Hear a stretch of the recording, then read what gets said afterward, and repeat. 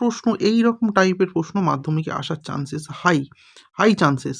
বলছে কি traffic police নিযুক্ত করার পূর্বে তাদের বর্ণান্ধতা পরীক্ষা করা অত্যন্ত জরুরি কেন?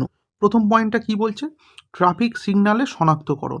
যদি সেই ট্রাফিক পুলিশ যদি না ট্রাফিক সিগন্যালটা বুঝতে পারে তাহলে কি হবে, লাল হলুদ সবুজগুলো যদি ঠিকঠাক না করতে পারে তাহলে কি উল্টোপাল্টা সিগন্যাল দিয়ে দেবে, ফলে কি হবে, দুর্ঘটনা ঘটবে। তাহলে কি বলছে, দুর্ঘটনা রোধ ও জননিরাপত্তা, এই দুটো পয়েন্টই তোমাদের জন্য যথেষ্ট হবে। প্রয়োজনে স্ক্রিনশট দিয়েছি। ওয়াকটেল নৃত্য আর হচ্ছে চক্রাকার নৃত্যের মধ্যে পার্থক্য করে দিয়েছে। দূরত্ব প্রথমটা, ওয়াকটেল নৃত্যটা কি, 100 মিটারের থেকে বেশি হলে এই নাচটা দেখাবে। আর চক্রাকার নৃত্যটা কি, 100 মিটারের মধ্যে হলে এই নাচটা দেখা যাবে। আকৃতি কি, ইংরাজির 8 অক্ষরের মতো নাচবে। আর এটা কি, বৃত্তাকারে সম্পন্ন করবে এই নাচটা। সংকেত, এটি খাদ্যের দূরত্ব এবং সূর্যের সাপেক্ষে সঠিক দিক অভিমুখ নির্দেশ করবে। এটি মূলত খাদ্যের সান্নিধ্য নির্দেশ করে, তবে সুনির্দিষ্ট অভিমুখ নির্দেশ করে না। বিভাগ ঘয়ের প্রশ্ন উত্তরগুলো এখানে তোমাদের হচ্ছে একটা আদর্শ নিউরনের চিত্র আঁকতে বলেছে। দেখো এটা আড়ে করে দিয়েছি, তোমরা প্রয়োজনে স্ক্রিনশট নিয়ে দাও। এটা তোমাদের টেক্সট বুকের থেকে ভালো করে দেওয়া রয়েছে। ওকে, আদর্শ ক্রোমোজোমের চিত্র আঁকতে বলেছে। আমি একদম খুব সুন্দর করে ক্রোমোজোমের সরল বাহ্যিক চিত্রটা গঠন করে দিয়েছি। একজন স্বাভাবিক পুরুষের সঙ্গে একজন হিমোফিলিক বাহক মহিলার, ওকে, হিমোফিলিক বাহক মহিলার যদি ক্রস ঘটানো হয় কী কী ঘটছে দেখো।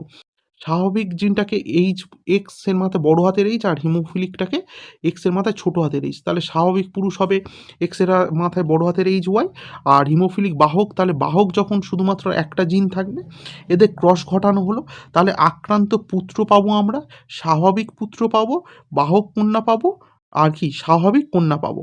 আর আমার প্রশ্নে কি জানতে চেয়েছিল, আমার প্রশ্নে জানতে চেয়েছিল যে হিমোফিলিক আক্রান্ত শিশু জন্ম নেবে কত শতাংশ।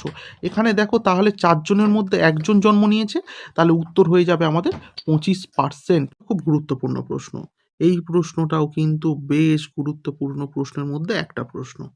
কি বলছে বাবা, বলছে যে অভিসারী আর অপসারী বিবর্তনটা ব্যাখ্যা করতে বলছে অ্যাকচুয়ালি উদাহরণ সহকারে।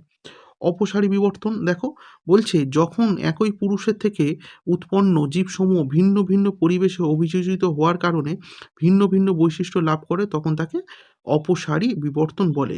এটি সমস্ত অঙ্গের প্রকাশ পাবে। উদাহরণ, মানুষের হাত, তিমির ফ্লিপার এবং পাখির ডানা। এদের মৌলিক গঠনগত এক হলেও কাজের প্রয়োজনে এগুলো কি আলাদা। আর একটা কি অপসারী বিবর্তন, অপসারী বিবর্তন কি বলছে, ভিন্ন ভিন্ন পূর্বপুরুষ থেকে উৎপন্ন জীবসমূহ একই পরিবেশে বসবাস। সম্পূর্ণ ভিডিওটি দেখার জন্য ইউটিউব চ্যানেলটি ভিজিট করো।